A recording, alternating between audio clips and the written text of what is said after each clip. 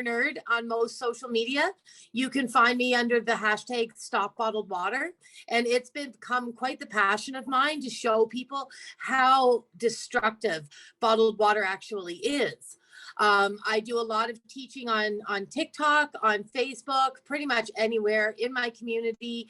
I help businesses set up clean water solutions in order to move away from bottled water.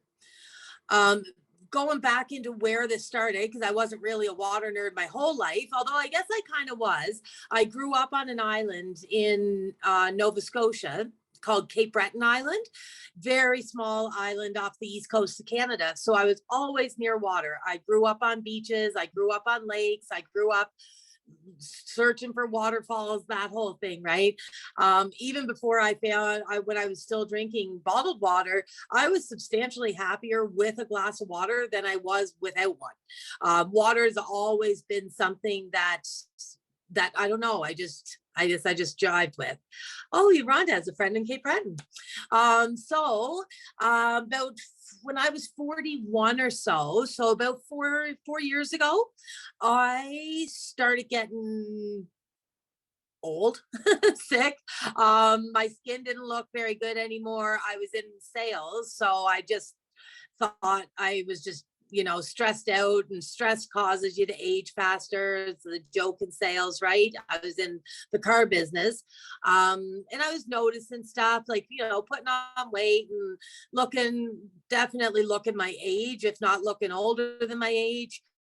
But I was just chalking it up to like, I'm 41, I'm just getting older. And as a lot of us do, right? A lot of these like little warning signs, we just kind of dismiss because we're told that this is just what happens when you get older. I was drinking predominantly bottled water because I was working on the road. So I was working in dealerships and living in hotels. If I wasn't drinking bottled water, I was probably drinking reverse osmosis. So the big jugs, the 5-gallon jugs. And I wasn't really thinking too much about water, really. Like, like you do, you just kind of drink your water and move on until I got sick. So it was the summer of me turning 42 or so. It came on real quick. It started where I couldn't eat like large pizza anymore without getting a pain in the stomach. And it progressed really quickly, like in the matter of like 8 weeks, to the point that I could barely eat anything. I couldn't eat soup. I couldn't eat salad. I would eat crackers and get this terrible pain in my stomach.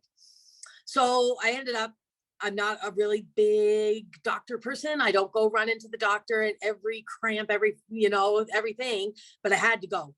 And I went, and they ended up telling me that I had severe IBS and colitis. So the early stages of colitis. So that's what kind of drove me down into the world of water, because it made sense to me that what I was putting inside of my body was having a negative effect. I did some searching about digestive health, and I found out that it was oxidative related. So like oxidation, free radicals. Anybody familiar with free radical damage, oxidative stress, oxidative damage? Basically, it's aging. And the doctor they wanted to give me a prescription to treat the symptoms, but I really didn't want to treat the symptoms. I really wanted to find a solution. I wasn't ready for a lifetime subscription to a pharmaceutical. So I ended up going down the water nerd hole, and I came out with a deeper understanding of the water that I was drinking, which was the bottled water. This is where I really missed my slides. But bottled water, as it turns out, is really rapid aging water. It's an oxidant. So you know how we're all looking for an antioxidant. Does anybody try to eat more antioxidants? You can tell me in the comments there, and I'd love to have that conversation. I was, not really paying attention to antioxidants at this point in my life. I heard red wine had oxidant or antioxidants. Yes, blueberries is a popular one. Apparently dark chocolate. I mean, I went down the dark path of antioxidants. Apparently blueberries is a good one. Green tea is also an antioxidant, but I never really understood what an antioxidant was. I just heard health gurus on Instagram or wherever telling me I needed to have them. So in this whole realization about bottled water and the water I was drinking, even tap water, I realized that those waters were actually a really powerful pro-oxidant. So they were the opposite of an antioxidant. They were actually causing oxidative stress, oxidative damage. So I kept Googling and I kept searching for, an answer to the problem, because now I've got oxidative stress and I'm sucking on a bottle of oxidative water. Just didn't seem to really be the end of the story, I guess. So I ended up finding a solution, and I went with anti-aging, antioxidant water. I'm going to cover that in a couple of our Zoom chats over the next couple of weeks, and show you guys how water can actually be an anti-aging and antioxidant. Today, I did want to stay tight on the Stop Bottled Water movement. To give you a little bit of a rundown with that, I want to kick Nestle in the kneecaps. I want to kick Coca-Cola. I want to kick Pepsi. They are all responsible for pretty much all of the pollution, bottled water wise, on our planet. And yeah, so that's where I started the Stop Bottled Water movement, to show people the problem, I guess. Okay, I knew she was going to do a question and answer later, but I guess it'd be a good time filler right now. I was wondering if you discovered that the bottled water was pro-oxidation, and if that was a result of the plastic sloughing off into the water from the plastic bottles. Or is it just... It's crazy. For instance, I recently found out about the BPA scam.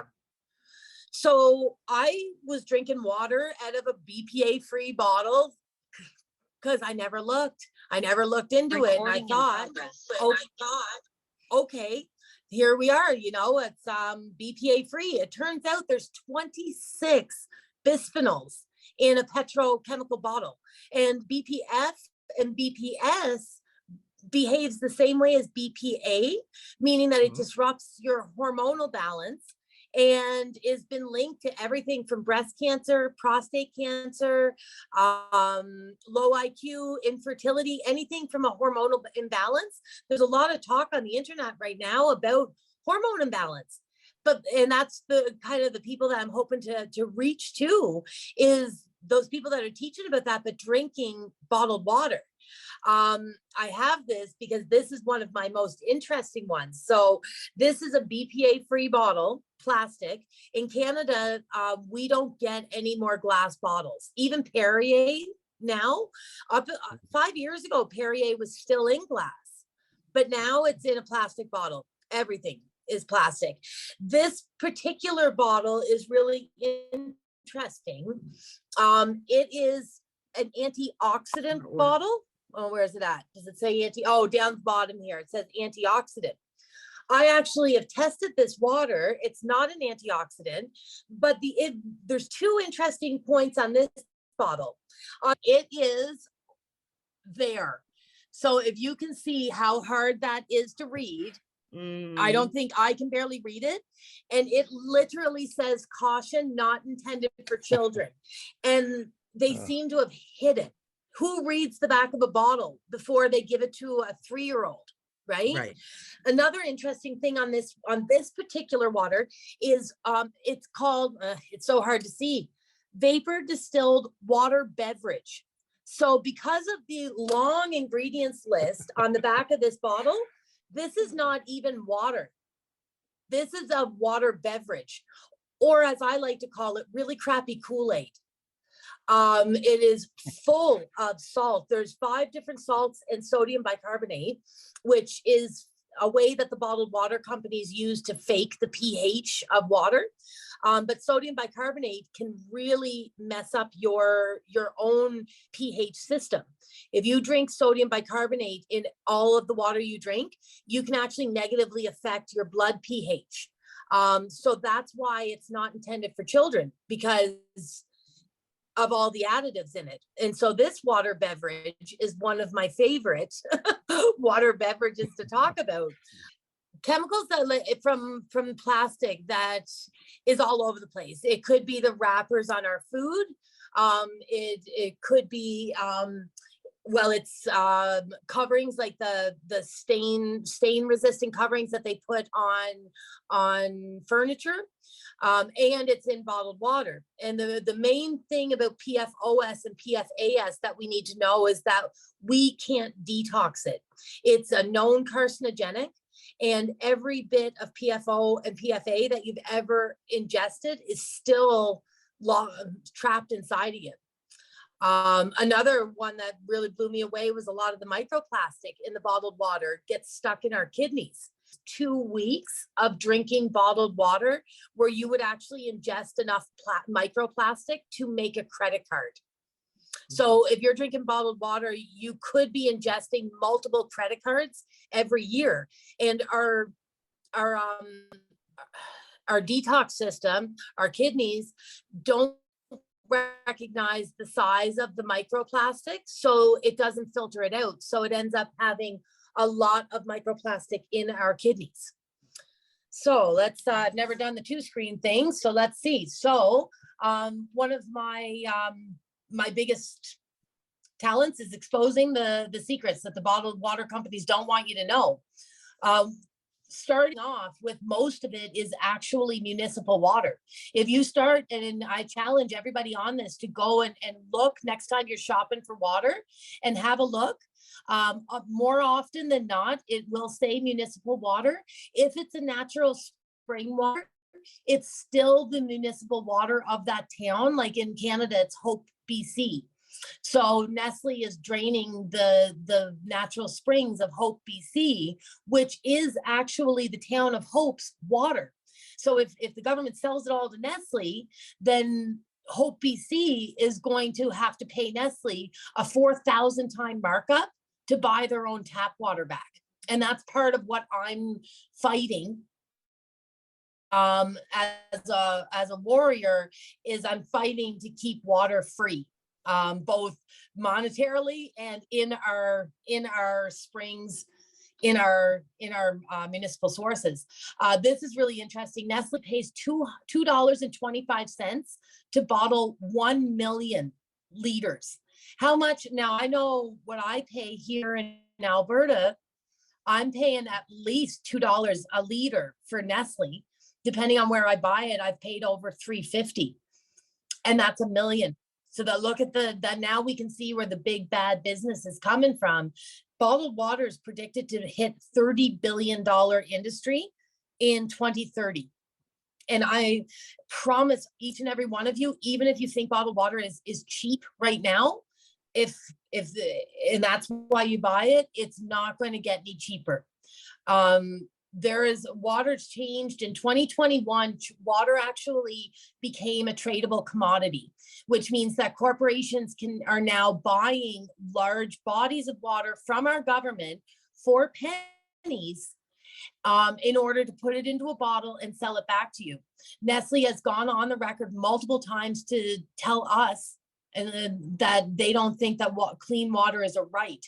It's going to be the fact that everybody that has the clean water is going to pay big bucks for it. If you don't have money in the future, or maybe your grandkids, your kids, whoever doesn't have the money in the future, they're not going to have the water. And that's what I'm trying to stop. That's what I'm trying to open people's eyes to, is if we buy it, we support it.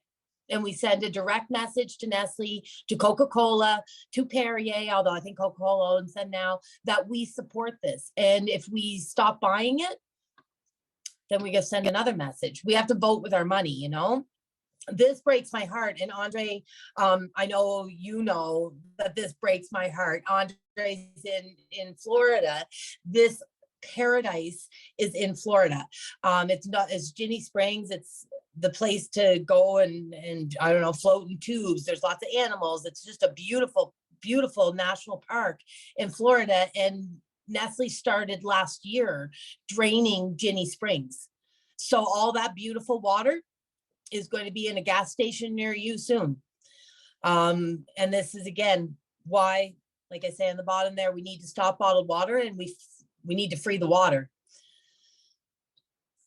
So I did a little research today, and a lot comes up on recalls. This one I remember hearing about. This was last year, the Real Alkalized Water, which is a play. I think there's a lot of the bottled water companies are really trying to bottle the natural water, the ionized water. Crew, they're trying to put it in a bottle and sell it to you, which is against our religion.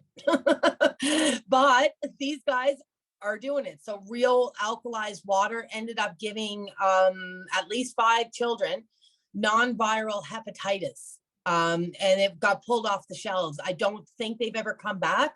But like what we were saying there too, Rhonda, with the unregulation, is someone has to get sick before they even look at the water.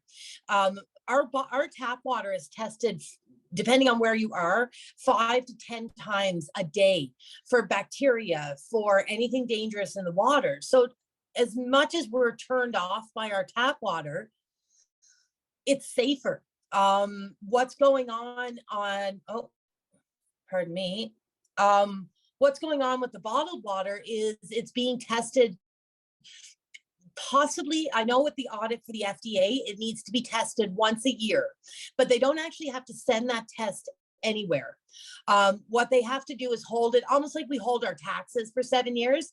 They hold the test. If at any point in the upcoming year anyone gets sick, the FDA will go and ask for the latest test.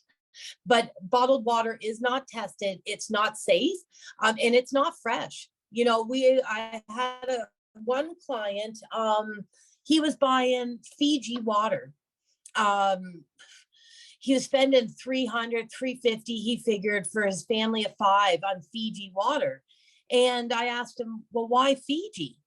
And he thought it was the best water. And you know what? It might be in Fiji, but after you put it in a bottle for 24 months, 12 to 24 months, you're not drinking the same water as the people in Fiji are. Now you're drinking chemicals, you're drinking microplastic, and you're drinking dead water. Water needs to move. Water to me is magic. It is my religion.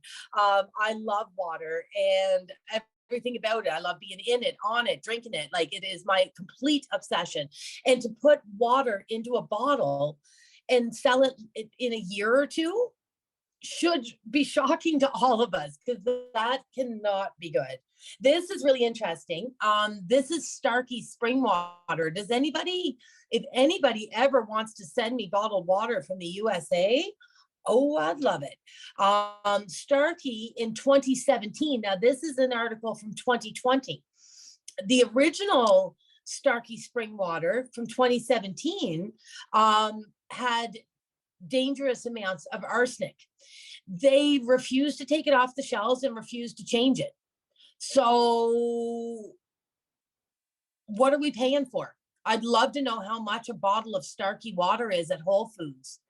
And I'd love to sit in a Whole Foods parking lot and water nerd for about 3 weeks, because I will, like, that's shocking. Now on the next one, we can see a little bit of, well, where'd it go? Here's arsenic. So cancer, cardiovascular toxicity, blood toxicity, kidney toxicity, endocrine, gastrointestinal. We're looking at, and this isn't even the only thing in bottled water. This is just one of the things in bottled water. We've got nitrates, we've got fluoride in some of it, we've got arsenic, we've got sulfates, we've got so much going on in these bottles, and so many of them are linked to things like cancer to diabetes type 2. It's just so shocking that this isn't talked about more. Nitrate is a really big problem, and it's going to be a bigger problem. It comes from fertilizers, and it's in a lot of our water sources. And like we said, the bottled water is just municipal tap water. They don't make water. They just make bottles, and so these nitrates are still in there as well. And it's always the most dangerous for children. Toluene, petroleum derived chemical. It's paint thinner, silicone sealant, printing ink, rubber, leather tanner, disinfectants. This is also getting into our water supply. Again, linked to to blood toxicity, developmental disorders. That's one thing I've seen over and over throughout my research has been the effect of bottled water on babies in the womb, as well as young children. And we're seeing a lot of developmental disorders, low IQ. And I think that it could be also linked to the fact that there's microplastic in women's placentas now. Now, like when I tell you guys that I have shed tears over this topic, I'm not exaggerating. In 2019, they did a study and they looked, and this a couple of years ago, so it's getting worse and worse every year. A couple of years ago, 2019, they do a study and they found 7 out of 10 women's placentas containing dangerous amounts of microplastic. I don't know what the safe amount of microplastic is, but what that basically means is that babies are eating plastic in the womb and coming out with crushing health problems. So another reason, we're also finding microplastic in our root vegetables like potatoes and carrots. We're finding it in our blood. Our blood is 93% water. And if we've got microplastic going on in there, it's definitely not a good thing. In my opinion, bottled water is the biggest scam on the planet. Like I previously said, it's a $30 billion business coming up on 2030. Right now, they figure it's in and around that $16 billion business. They pay nothing to steal our water from our national parks, from our taps, water we pay for in taxes, water we pay for in our utilities. We all need to kind of get mad. I know, like, I am not sunshine water warrior, but I'm mad. I want to save water. And just, I thought this was kind of funny because it's so true. Bottled water companies don't produce any water. All they do is make plastic bottles. The final reason, beyond health, beyond money, the fact that we're being loonied and toonied, nickeled and dimed out of our hard-earned money. I mean, this bottle of Smart Water cost me, I bought it, where'd I buy it? I bought it at Superstore and cost me $3.77 plus tax and deposits. So that's $4. $4 a day is a lot of money. And that's just one bottle. I drink a lot of water. Now we have to kind of have a look at our environmental. And I don't go too far into this, but I mean, just seeing images like that is stuff that breaks my heart. This was an interesting one. It really hit hard on the 1 million seabirds, and over 100,000 fish, sea mammals, and turtles die every year because of plastic pollution. 50 billion plastic bottles only in the US. That doesn't even count Canada. That doesn't count the United Kingdom. That's not the world. That is 50 million plastic bottles every year just from the USA alone. And 23% are recycled. In Canada, they figure 8 out of 10 of our recycled bottles actually go to a landfill. 2 out of 10 are actually recycled. So right on the 20% mark, and 8 or 80% end up in our landfills. And one thing I never had this realization before I turned into Maria the Water Nerd, but these plastic bottles, they say they're going to last 400 years. There's not going to be somebody in 400 years that finds your bottle of Smart Water and goes, oh, it's a relic from the past. What they're actually saying is it's going to break down into microplastic, and that microplastic is going to last for 400 years. So, and that's where we're finding it in our oceans, in our babies, in our blood, and everywhere. It's going to be really hard to pick up at that point. So we may as well start picking up bottles now, trying to cut back on our bottles. And I find once you open your mind to the stop bottled water movement, you tend to be a little bit more cautious with other plastic in your life. Like I stopped putting onions in in a bag in the grocery store just to come home and take them out of the bag and put them on my counter. We peel the onion anyway, you know, like I see people putting bananas in a bag. Don't do that. You know, we all become a little bit more conscientious. It's not about going plastic free and never touch another piece of plastic. That's nearly impossible. The thing is if we all do a little bit, I think we could make a really big impact. So if you guys like this idea, then please stay in the chat with me. Every Tuesday, I'm going to do something different. So next week, I'm going to actually, it's going to be a lot more interactive next week as I kind of get my bearings here, but I'm going to be able to run your guys' zip codes and show you what's in your tap water. And I think that'll be a really big eye opener. But don't let me turn you off tap water. The thing with tap water, and I say this as many times as anyone will listen to me, we can clean it. Nobody puts this in the Brita. We can clean tap water. So, and it's safe and it's tested. So that's what I do is I teach people how to clean their tap water. And eventually on Zoom free, I'm going to show you how we zap it with electricity and actually make it an antioxidant. So I think that's me. Do we have any questions? Anybody feel free to unmute yourself. This is informal. Yeah, if you have any questions, I might know the answer. On TikTok, I don't know if I could do it right here, but I had one where I asked my Google Home, how many babies has Nestle killed? Oh my God, yeah. 1.5 million a year. On an average of 8 years, they figure, while this scandal was going on, they killed 1.5 million babies a year. I know people that have been boycotting Nestle since the 80s because of that. If anybody doesn't know what that's all about, Nestle in the 80s or so went to Africa dressed in white coats, marketing executives or marketing people dressed up as nurses and doctors, and they went over to Africa and they told the women that their formula, their Nestle formula, was better than the women's breast milk. And so they ended up convincing a lot of African women to try. Now this is criminal, and it was criminal. They paid a little fine, and now they still go around torturing the world. They gave them 2 weeks of formula, which was almost exactly what they needed to give them in order for the women to stop lactating. At that point, the women were poor.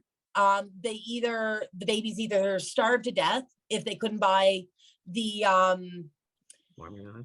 Pardon me. If they couldn't buy the formula, then the baby starved because the women weren't producing milk anymore. Or if they could manage to get the formula, they weren't educating them on how to make the formula.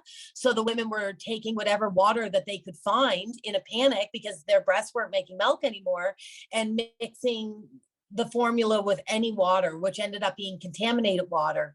And so the long and short of it is, even Google will tell you that Nestle kills babies. Nestle is a giant. They came in. They use child labor they use child labor too for collecting the chocolate in your Nestle's crown. They do.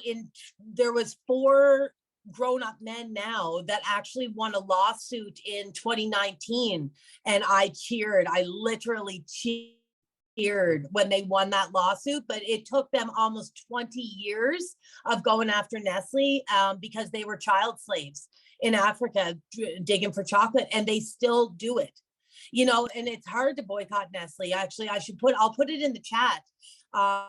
They're a conglomerate of a corporation. They own so much that it is difficult, but at least being aware and being able, like, again, I'm not that all or nothing kind of girl. I don't buy their ice cream. You know, I will buy anything else. but I will not buy Nestle. If it has Nestle on it, I stay away from it.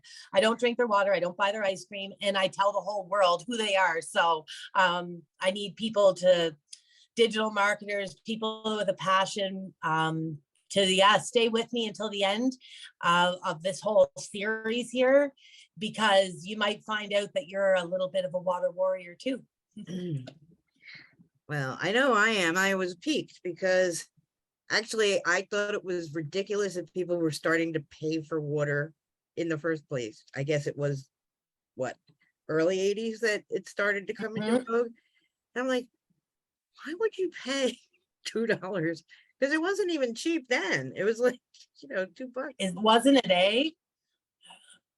I don't remember when I started knowing about it. Like, I remember it being kind of a status symbol in the 90s, like that. And now I think we've actually passed a point now in 2020 where it's not even a status symbol anymore. Those who know. And like, if somebody tries to hand me a bottle of water, like, my face is not impressed. It's interesting that you bring up the 80s, because what happened back in the day was Perrier was the first one to come over to North America and start the mass marketing campaign. Right. And so they were marketing to professionals that Perrier was more sophisticated when you were out for lunch or whatever, like, from the office. And Coca-Cola and Pepsi actually were on record saying, oh no, we're not getting into that. That is crazy. People are never going to buy something that's free from me in a bottle. And so they actually missed about 7 years of Perrier selling water. And finally in the 80s, Coca-Cola and Pepsi stepped up and started in the bottled water game. And to this day, every year since 1987, I believe, pardon me, I might be off on that, they have danced with the two top polluters. So every year it's either Coca-Cola or Pepsi that gets the award for the top polluter on the planet.